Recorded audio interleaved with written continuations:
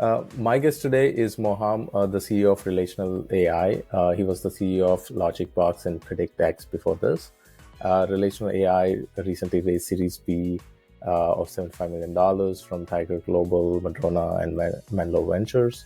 They're widely known for solving use cases like rule-based reasoning, predictive analysis for large enterprise customers.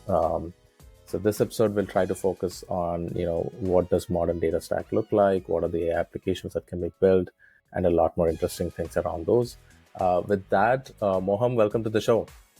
Thanks, Nataraj. Pleasure to be here. Looking forward to the discussion. So I think a good place to start would be, your talk a little bit about your career and all the things that you've done before this, and how did you end up with Relational AI? Great.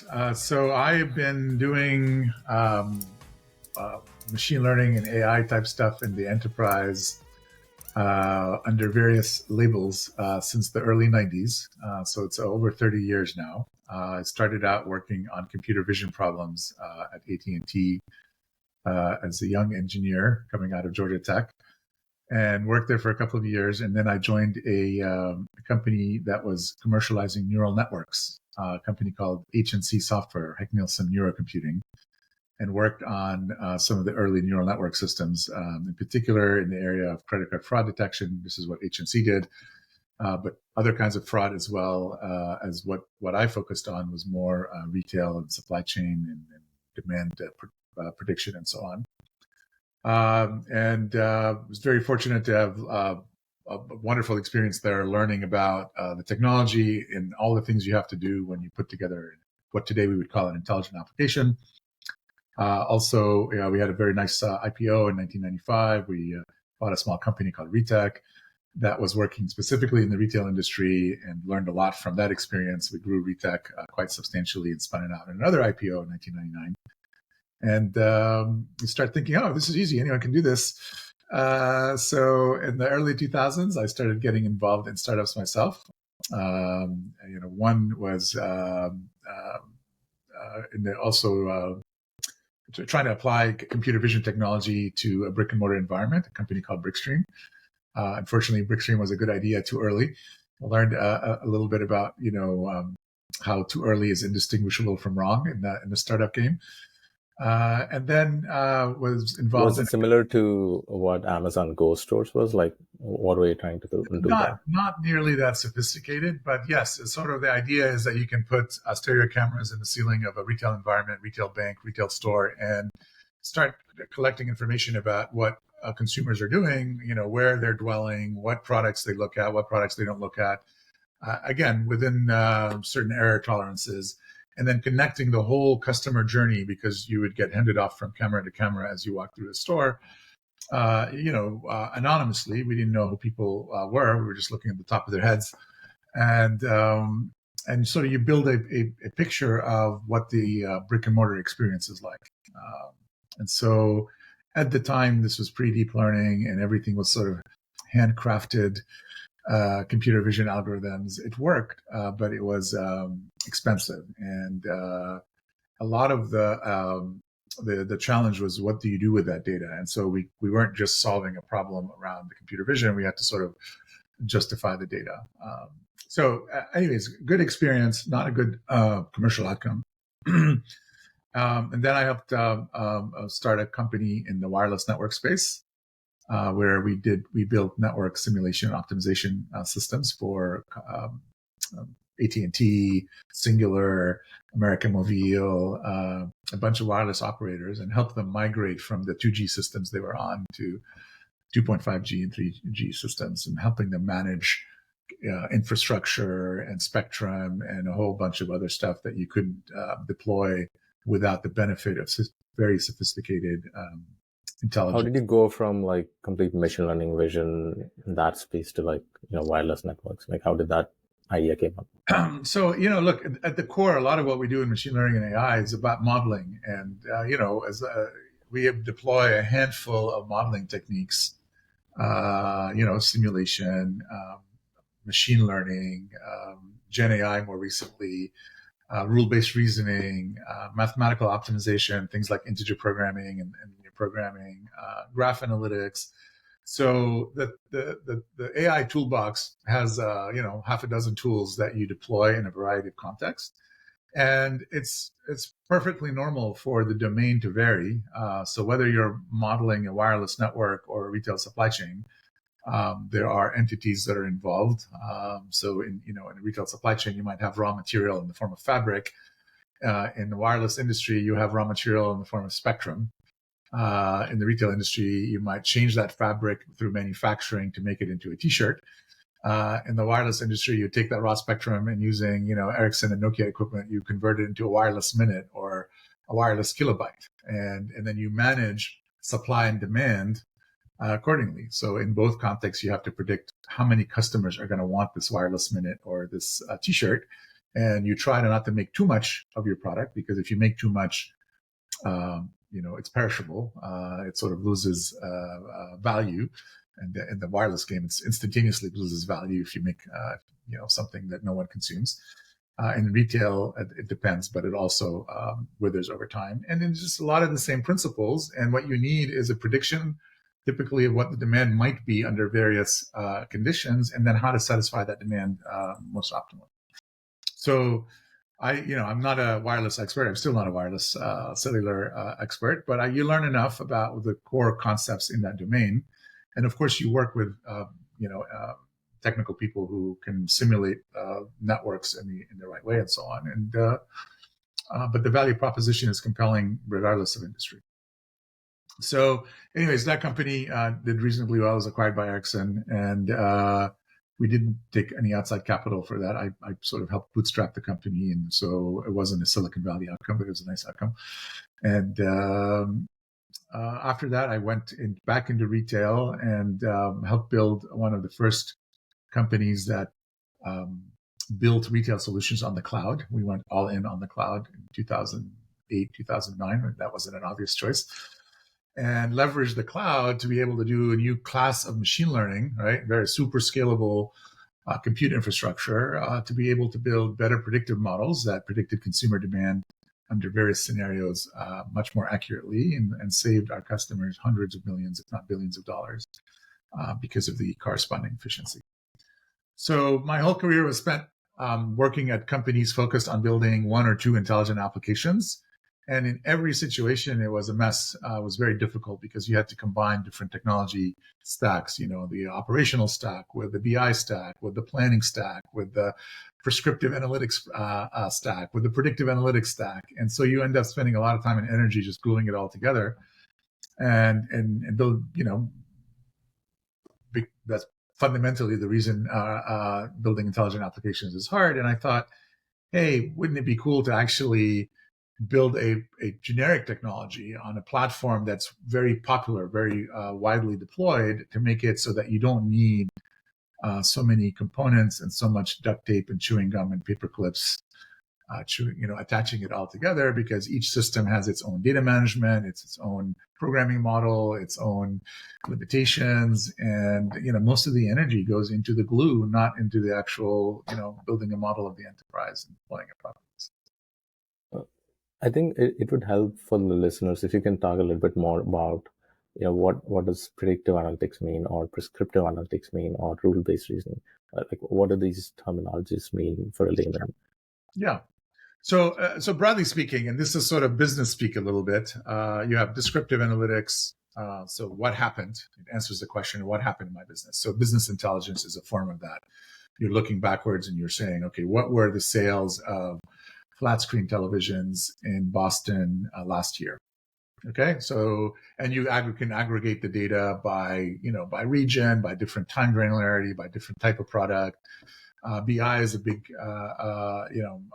driver of analytics in the enterprise, just trying to understand what happened. Okay, now if you just have descriptive analytics, it's up to the human to look at that and then project forward from that as to what you'll sell in January in Boston or Philadelphia. How many flat screen TVs, and so there's a ton of data to look at, and you can improve that with a variety of modeling techniques. Everything from time series forecasting to today graph neural networks. to help you understand what drives the demand, and various product and customer characteristics and location store characteristics that might drive demand for a product. Because if you can now predict what is demand going to be in January or February next year under various promotional scenarios and under various pricing scenarios, now you can now leverage prescriptive analytic technology, right? So descriptive, predictive. Prescriptive is, I know the relationship between, say, price and demand. What should I set the price to maximize revenue or profit or market share, or whatever it is that I want to make more of, or make, whatever it is that I want to minimize. And the technology you use for each of these tasks is different. Okay. And it's not always BI, by the way, for descriptive. Sometimes you want to describe what happened in terms of understanding graph connectivity and understanding how things relate to each other in a supply chain network, which is a graph, or in a social network that you use to model your customers and so on, because different customers will influence other customers and will share households and so on. So graph analytics are typically descriptive analytics that you can use in informing predictive analytics in the form of features and so on. And then once you have that predictive model, then you can do prescriptive. And there are other techniques around trying to understand the why and the how and so on. But generally, I think broadly speaking, analytics falls into these three areas. And anything that's forward-looking is typically considered in the overall bucket of AI. Gen AI, of course, being a very powerful new technique that we have in our toolbox. But at its core, it's predictive because it's trying to predict the next word in a sentence, right? Yeah, I think that's probably the most obvious but not understood concept generally, is that you're just predicting the next word, and it's not same as like how intelligence, like humans' intelligence is not the same as the predictive intelligence like LLMs have, and people often tend to confuse that, and equate it to human brain also, like, which is, I mean, maybe the output might be similar, but the way both things actually do it is quite different. So you figured out it's very hard to actually deploy these solutions, and you started relational AI. You started in 2017 before Gen AI. What were the primary use cases you were targeting and types of customers you wanted to target at that point, and how did it evolve over time? Yeah, so look, my area of expertise and our team's area of expertise is in the enterprise, deploying all these different techniques, including, by the way, rule-based reasoning, which is symbolic reasoning, which was, in the 80s considered sort of the future of AI. Okay. Mm-hmm. But the idea was take all of these techniques, and for any hard problem in the enterprise, you can deploy all of them to solve it. So we help build applications today that have elements of Gen AI and elements of graph neural networks and elements of integer programming and elements of graph analytics and elements of rule-based reasoning.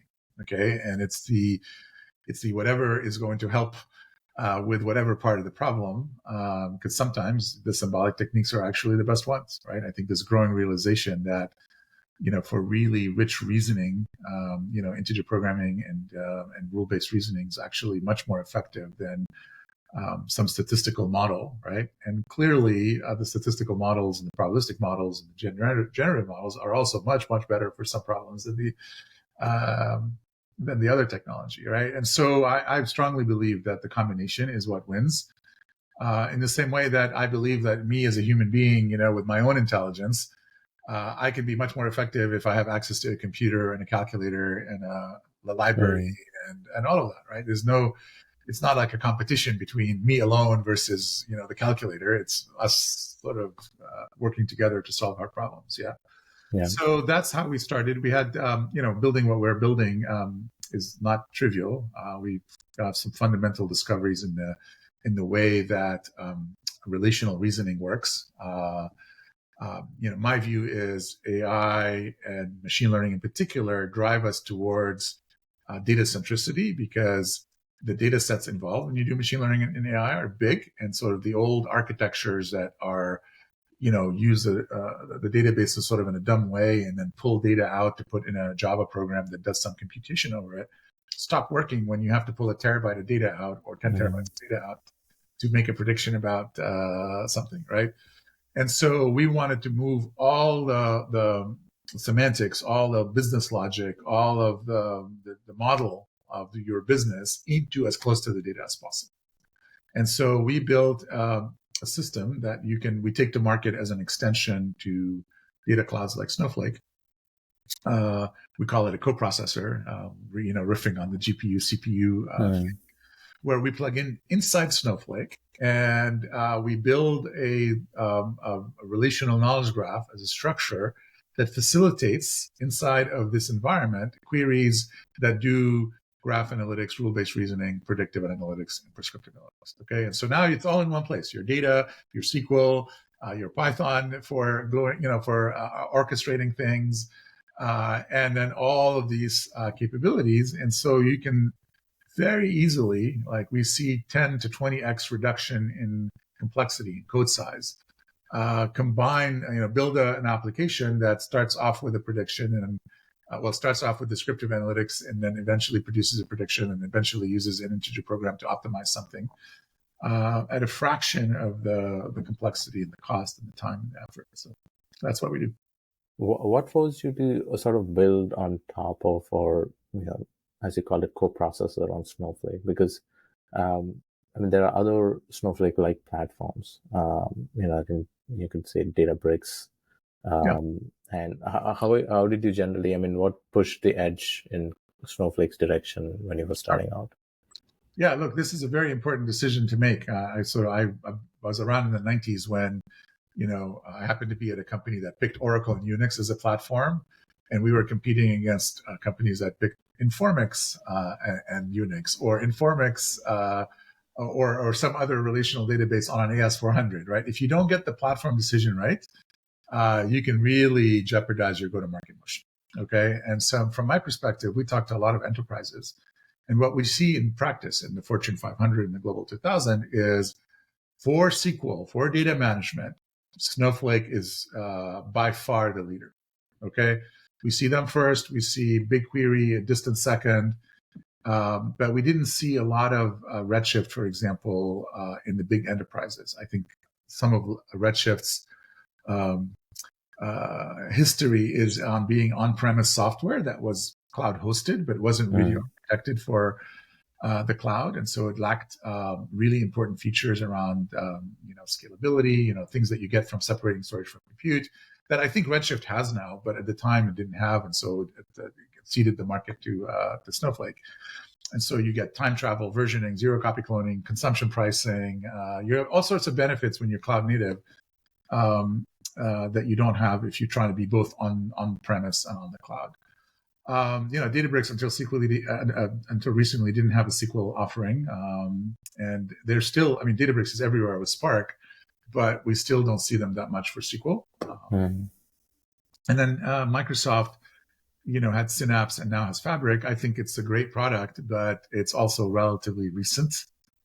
And so for us, it was a really obvious choice to build on Snowflake because they've got the traction. Okay. Now, whenever someone does well in our industry, you get lots of people sort of going after their business. And so they're facing a ton of competition from a variety of sources. Also, the industry continues the unbundling of data infrastructure. So you have open table formats in Iceberg, you have open catalogs now, sort of a fight between Unity and Polaris. And there are even the SQL engine itself is becoming unbundled, and you have some credible open source SQL engines that can run on Iceberg and using these open catalogs. So, I think there's a lot of competition here, and we'll see how it all evolves. And my bet's still on Snowflake. I think they're going to do very well in the space, but we'll see how it goes. One of the challenges we often hear working in B2B is how do you get to those like first 5 customers? That's usually like a real big challenge because B2B is a sort of a different beast in terms of how do you approach customers, how do you sell them. Um, you know, it if you don't do it right, it might look like you're operating a custom software creating company where you're That's just right. Initially, a lot of successful B2B companies look like in that format. yes. So, can you tell us a little bit about your journey of how did you find your first five customers, and you know what did it take to get to those first five customers? Yeah, look, it gets progressively easier as you work in the B2B space more, right? When I was earlier in my career working at HNC, I didn't source the customer at all. We had a whole organization, and at the time, with credit card fraud detection. So when HNC started, they were just selling neural networks. Okay, and you go to a bank and say, "Buy my neural networks," and the bank goes, "What's a neural network, and why would I buy it?" And at some point, they realized, "Hey, that's not really effective. Let's go to a bank and tell them we're solving a problem they have in their language." And so if you go to a bank that issues credit cards and you say, "Hey, you're losing $500 million a year in credit card fraud. And if you use our system, you'll only be losing $200 million a year." Mm. Any banker is going to understand that. Anybody's going to understand what you're claiming. Okay. And then it just becomes a matter of proving that you can actually create those savings. And so you do a POC or a POV, and you show how accurate your models are, and you translate that accuracy into profit or risk reduction or whatever it is that matters to your customer. And so, anyways, I just learned the importance of learning the language of the industry that I'm selling into, and learning the language of the customer. So there's a ton of research on this as well. Like the folks that are most effective in sales are not like the slick talkers, and that's sort of a stereotype. It's a misconception. It's the people who can actually bring content to a conversation with a prospect, so the prospect doesn't feel they're wasting their time. Mm. You teach them something and you tailor it to their business, right? And that gives you the opportunity to kind of earn time, and with more time, you earn business money. You get revenue, and so that is a thing that I learned in various stages of my career. Fortunately, after being at it for a while, you get a multiplicative effect from that. So we had some early customers at Relational AI that used to be customers of mine 15 years ago, 20 years ago at a different startup. Mm. But because of the good work we did for them then, there was a level of trust. And so when we walk in and we say, "Hey, we're early, but we're working on this class of problem, and this is the team. Do you want to be a design partner and development partner for this?" We made it easier for them to say yes. What was because you mentioned you wanted to show some value for their problem, because these applications or these techniques are sort of universally applicable in different fields, right? Right. So which field did you pick initially, and what was the value that you were offering them? So again, starting from like graduating college, okay, I like computer vision, and I just stumbled into an internship at AT&T at the time to work on it. And at the end of the summer, they offered me a job, and it was a whopping $40,000 a year or something, which seemed like an infinity of money. And so that sort of stumbled into computer vision that way, or stumbled into my first industrial use cases through my interest in computer vision. And AT&T was applying computer vision to reading documents, okay, and then applying them to even back then we're looking at very expensive cameras to start processing video. So then I learned a little bit about banking. I learned a little bit about the retail industry and retail in general by being exposed to the use cases for vision, okay. And then when I went again to HNC, it was because I was interested in neural networks. I wasn't really particularly interested in industries. And the group I was attached to was selling into retail and into manufacturing and CPG. And so you start learning about forecasting problems. And you learn about supply chain, and you learn about merchandising, and then you learn again the language of the industry that way. And then you start reflecting on that and going, okay, even in a new industry, like when I started doing cellular and telco, again, it's important to learn the language, and you just, it's not that hard. It's not something that you couldn't do if you commit yourself to it. And you improve over time as you engage with more and more customers and learn more and more about the problems that they have. So it takes time, but I often see folks who just want to do the technical work, in the abstract, and they can build, amazing technology, amazing products, but not necessarily commercially successful ventures, because you've got to do the hard work of seeing it from the eyes of your customer. So right now, what type of customers are you mainly catering towards? Like, is there a sweet spot of, this is the type of customer that really, is the fit for relational AI? Like, is Yeah. there that customer profile evolve over time? Yeah, so in relational AI, remember, is more of a horizontal infrastructure play, right? We are a coprocessor to Snowflake, and there we've had to sort of learn new things about going to market. And so, in the context of relational AI, instead of going to the line of business executive and going and speaking to a supply chain person about supply chain, or to a banker about banking, or to an HR person about HR, or marketing person about marketing, they all could benefit from AI. They could all benefit from the power of AI. At our scale, we can't speak that language, be experts in all of the possible, business areas. So part of what is working for us in terms of our strategy is we're targeting the Snowflake customer, and there's usually a CDO or CIO or CTO or someone senior who understands infrastructure and data management. And to that person, we seem like magic, because you think about it from their perspective. They spent the last 2 or 3 years moving all their data from hundreds, thousands of databases into Snowflake. They've turned off Teradata and Hadoop and Exadata and Netezza and maybe Redshift, and they're generally very happy with that move, because they get all this capability that they didn't have, in the old infrastructure.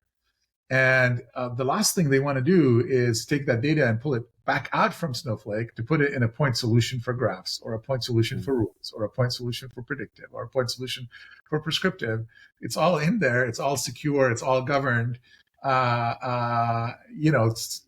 It's just, they don't want to go back in the other direction. So we come along and we say, keep it all there. We plug into that environment. We run inside the security perimeter. Same governance. You don't have to worry about data synchronization, because our knowledge graph is just a set of views effectively on the underlying Snowflake tables. And we're a cloud native, so we're architected like Snowflake. We separate storage from compute, so you get the versioning and the zero copy cloning and the consumption pricing and all that goodness. And we're relational, which is the same paradigm as Snowflake, which is a conversation we can have maybe some other time, because it's also really interesting, really deep, of how to build these support for these workloads in a relational setting.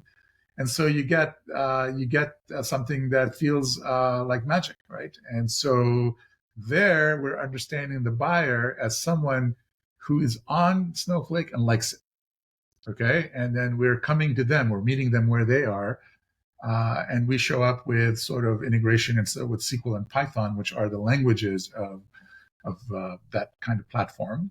And we meet the developer where they are, and that makes everything easier. If we take a point of view of, we're awesome and you come to us, and you should, see our awesomeness, and that's why you should sort of walk away from everything you've done, and all the technology choices you've made, you can understand why that wouldn't be successful. You might get a few clients who are, early adopter types, but you wouldn't get to scale. Snowflake has over 10,000 customers now, so it's a lot of people are in principle uniquely served by our solution. I think when I see relational AI, I see this phenomena of companies building on top of other companies. Like, for example, there are there could be $1 billion e-commerce company built on top of Shopify. I mean, there are unicorns, that are coming out of Shopify. Yeah. The three big clouds have enabled companies like, Snowflake, and, Netflix, you could say, is built on AWS. Yeah. Right. And probably the entire world's tech is a certain percentage is built on top of, all the three clouds. And once the three clouds are established, then there are these set of platform companies, platform as a service companies that have evolved on top of it, which are itself billion-dollar businesses like Snowflake. And then Yep. I see you are sort of building even on top of Snowflake, like, you know, and you're becoming a substantial size business. I often wonder, like, because if you're building an e-commerce company on Shopify, Shopify will never sell your e-commerce product. But if you're building, let's say, an email service in Shopify, Shopify could cannibalize your business, which happened with, I forgot the name of the company. I think it was MailChimp, or Yeah. MailChimp acquired a company which was doing an email thing on Shopify, and they eventually launched their own email thing. And Shopify is also an investor in another email marketing company, Klaviyo. So when you think of, because you're building on top of Snowflake, and this is a problem probably Snowflake itself had when they are building on top of AWS or Azure, is, and they all have competing products. So my question is, how do you think about, competing or getting cannibalized by Snowflake itself? Yeah. So love to listen to your thoughts on that.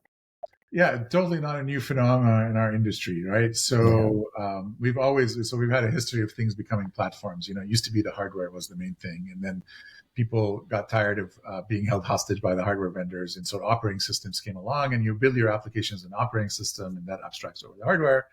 And then people got tired of sort of being held hostage by, the different operating system providers. And so Oracle came along in the 80s and 90s. And you said the idea is like you build your application on top of Oracle, and Oracle runs on all these operating systems. And then, we have Windows and, versus DOS and so on. And so there's always this tension between the platform and the thing running on the platform. Mm-hmm. If the thing running on the platform starts to generate a lot of value, then the platform provider can try to make it into a feature or capability into the platform. Okay. And you see this all the time. Like every reInvent, I'm sure a bunch of startups go to Las Vegas for the Amazon user conference. And a few of them come back in tears because Amazon just announced, what they do as a feature. And by the way, Amazon doesn't always win when that happens. Sometimes they announce something as a feature and it's terrible, and the market still goes with, someone that's not Amazon. So yeah, you have to be really good, and you have to have a substantial enough solution where it's either very difficult or very expensive to copy, or it just takes time, and the copy is always going to seem inferior relative to you. But if you don't have anything that deep, look at vector databases, for example, right? Very hot.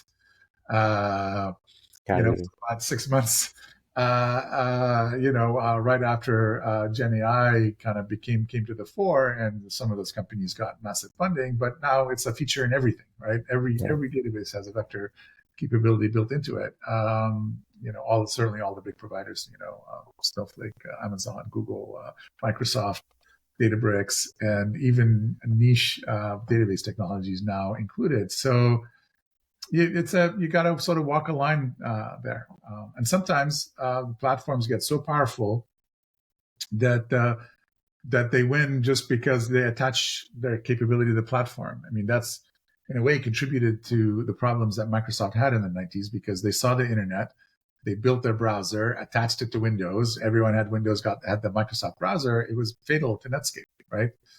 But then that laid the foundation for them being sued and sort of, people started paying attention to the unfair advantage almost that the platform provider has. So with us, I think, our technology has deep moats. In order to make this work, we have a new class of join algorithms and new classes of query optimization, new relational ways of expressing certain things. Built to do just-in-time compilation and JIT queries, building incrementality in the way that things are computed, working with immutable data structures, right? These are like not, easy things each on its own. And then you combine them into a solution, because you need to combine these things to do what we do. It creates deep enough moats where I think everyone will have an easier time working with us than trying to compete with us, at least the platform providers. And you see this also with GPUs and CPUs. Right? At some point, if Intel really wanted to build a GPU, they could have done it, and maybe we wouldn't have NVIDIA today. But Intel decided that's not the thing it wants to do, and it created space for NVIDIA, and it was good for Intel for a long time, and might still be, to have NVIDIA in the mix, because PCs could now start doing things that they couldn't do without GPU. They could start playing games and support graphics and so on. And so with every GPU, you got to sell a CPU. And so yeah, it's something worth navigating and thinking about. But really, you have to try to control your own destiny and not worry about what some big company might do to take you out. I mean, it's always possible. If like Google really decides they want to take out your little business, they could do it, but generally they don't. Yeah, and it's also like, I mean, there are plenty of examples where it didn't work out, right? I mean, I remember Amazon launching, I think there's a great example of Amazon launching a photo service where you can print out your photos and it will send you home. But there is a company, I forgot the name of it, but it's still thriving. Like, no one uses Amazon service, but people still use their service because they're really, really good at that one particular thing. Yes. And for Amazon, it's not a priority. It's just one product out of maybe 500 products they have. And that focus sort of brings, the quality of product is higher, the functionality you get, the ROI is higher. So there are a lot of other factors that really play into it. And there are plenty of examples. That's right. Big companies not always win just because they decided to do it. Can you talk a little bit more about, I think, this concept of modern data stack and, where relational AI fits into it? Yeah, so the modern data stack is a sort of a term that came into existence, I want to say about 10 years ago, 2012, 2013, 2014, something like that. And it's sort of was about sort of the unbundling of data management, right? So there's a cliche, I forget who said this, but someone wrote that there are two ways to make money in our industry: bundling and unbundling. So bundling is when you take a bunch of stuff and that doesn't work well together, and you bundle it together, and you create an iPhone, and it does, your phone and your email and your GPS and your camera and all of that. Unbundling is when you take something that's like too monolithic and you break it up into pieces, and then you get to pick whichever piece makes more sense for you. So, so the modern data stack was basically a term used to describe an unbundling of data management, so that you could pick different things. You can pick your cloud vendor, you can pick your data management platform, you can pick your semantic technology, you can pick your BI technology. These things were no longer they weren't no longer copied or coupled together. And so, and from that, you had certain things emerge. Snowflake emerged from that. DBT emerged from that. Looker arguably emerged from that. And it sort of continued for a while as more and more pieces started to come out of that. And it continues now with open table formats. That's more unbundling. Open catalogs. That's more unbundling. I think the next big fight is going to be around semantics and business logic. That's still all expressed in a closed way. What do you mean by business logic and semantics? So you don't, so it's sort of like DBT makes it possible to express semantics in a way, like in SQL, in a way that you can then pick whatever technology you want to run it, whatever SQL technology you want to run it on. With business logic, you're kind of tied into certain stacks. And a lot of the business logic people write are procedural programming languages that are not open, and you can't retarget them. You're not sort of things that you can sort of replatform. So would that be like a SAP or like all the application providers, and even the homegrown stuff that's rolled into a particular stack? If you're tied to Java, you're tied to Java.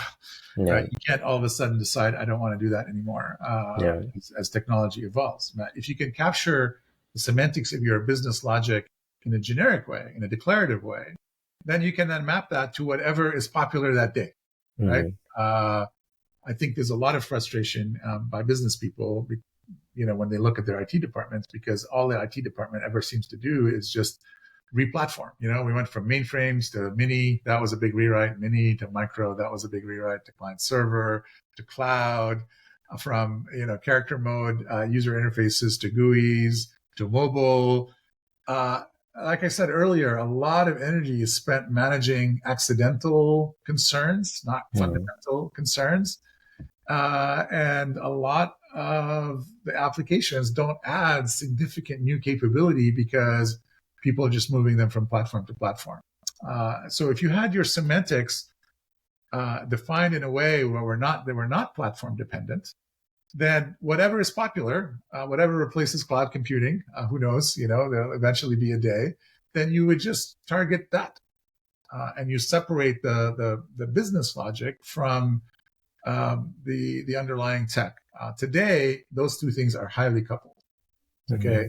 Because business logic is written procedurally, and you have to tell the computer exactly what to do and what algorithm to pick and what data structure to pick and how to parallelize and how to incrementalize, and none of that has anything to do with any real business problem. It's all concerns, accidental concerns that pertain to implementation.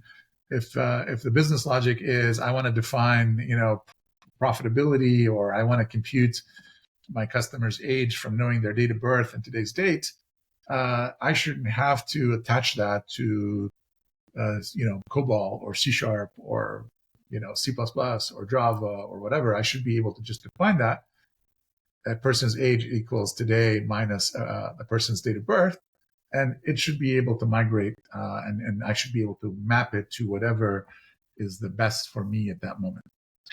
Yeah. I mean, you are someone who saw machine learning, AI, and sort of evolve since its early stages. How do you see the current sort of like the Gen AI, um, I would say the hype cycle, if you can call that, and what are you excited about? What is your general overall thinking about, what's happening? So, I mean, Gen AI is super exciting. For the first time, we have models that can be trained in general, and then you have general applicability. Up until Gen AI, you built models for specific problems. I wanted to recognize cats and dogs. I built a model for that. I wanted to predict future demand. I built a model for that. And you still need to do that, by the way. But you now have models that just learn about the world, and they just have a bunch of background. I don't know. I don't want to call it knowledge, right? But they have a bunch of background information that helps you deal with problems more generically. Okay. So again, one more tool in the toolbox. You need all the other tools, but one more tool in the toolbox. Very, very interesting. I think we are a little bit past the hype cycle, peak of the hype cycle, I should say. I think in the consumer space, where consumers are generally interested in general knowledge, okay, Mm-hmm. it works. In the enterprise, what people are finding out is having a model trained about the world doesn't mean that it knows about your business, okay.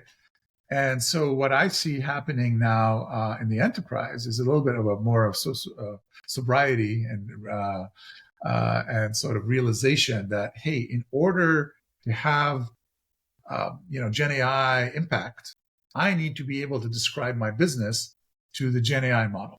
Okay, Mm-hmm. it doesn't come with an understanding of my business a priori. It knows about the world in general. It knows about retail and telco, but it doesn't know about AT&T or Home Depot or Walmart.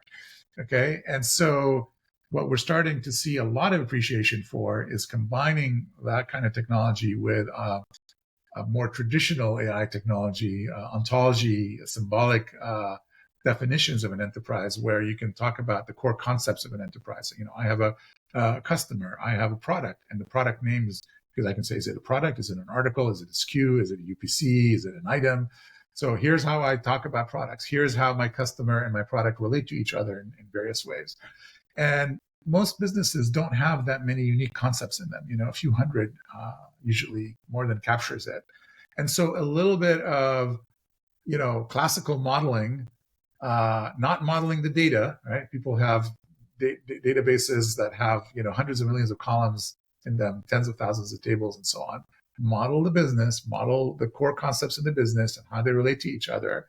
And that becomes something that you can provide to the language model, either in, use it in fine tuning or use it in the prompting, so that it knows what you're about, so it can answer questions that pertain to you.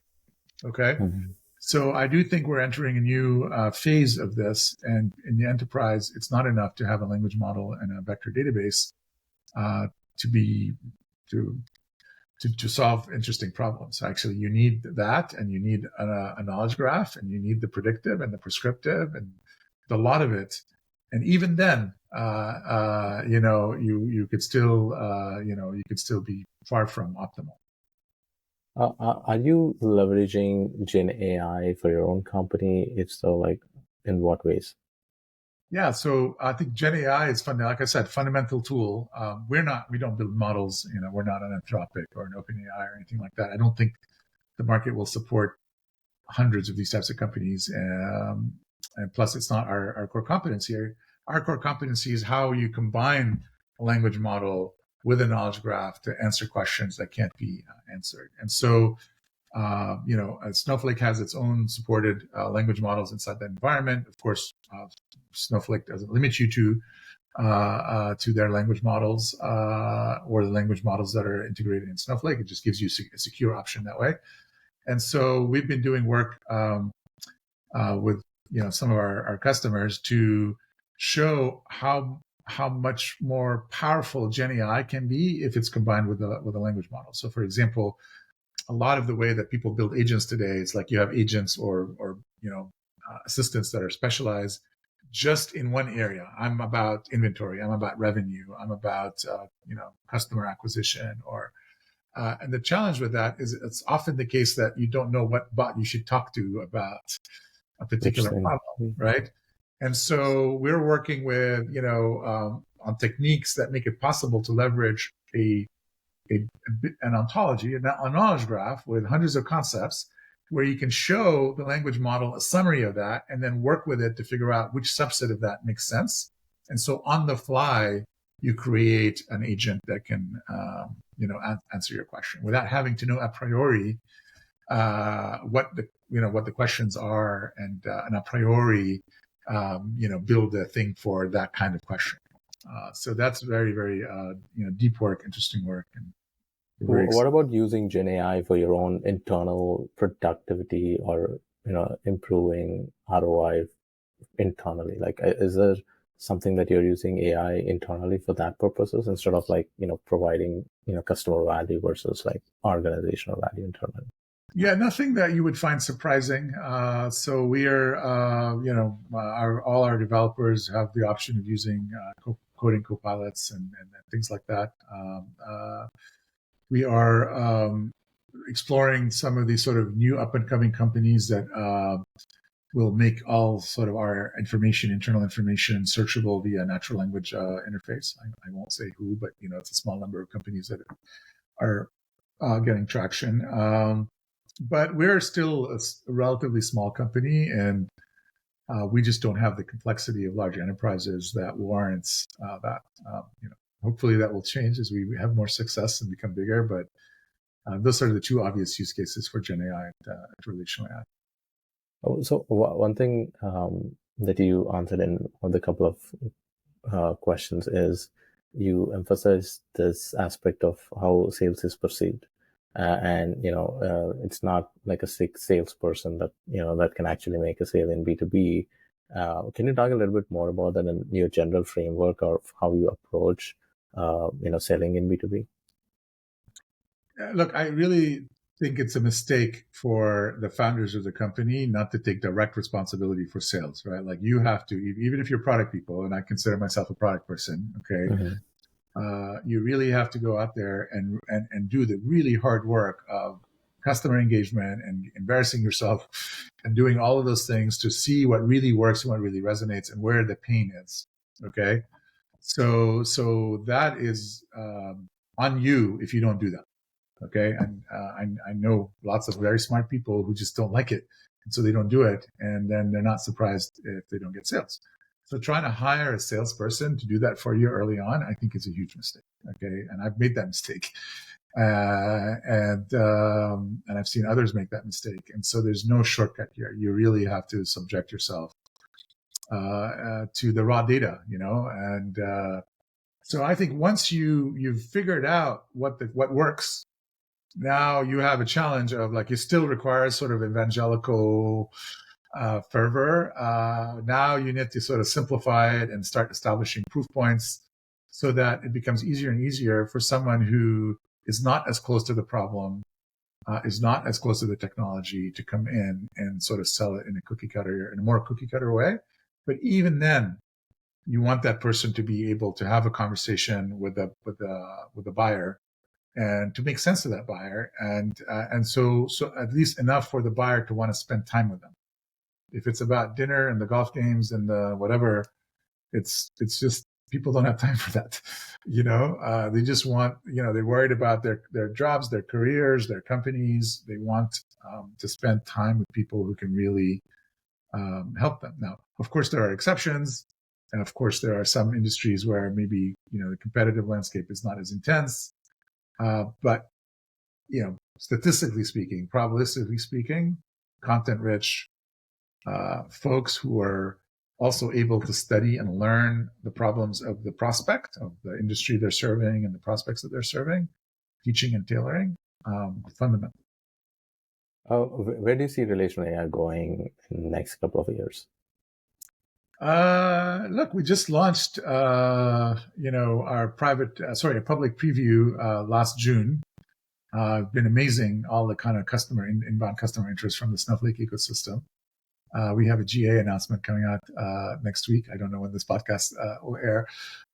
So that's really exciting. And then there's just so much alignment between, us, our customers, and our partner Snowflake, that I think we will spend a lot of energy in the next 2 or 3 years building a very, very sizable business there. And then, beyond that, we will see. I do think enterprise applications, intelligent applications represent a great opportunity because they're still, hard to build.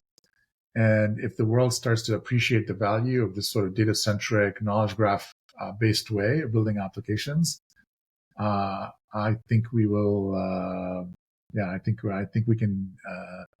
We will enjoy ourselves sort of serving the market as it sort of figures this out, because we have some really compelling stuff, and I think we can help a lot of people. So we're almost at the end of our conversation, and I asked a couple of questions to all my guests at the end.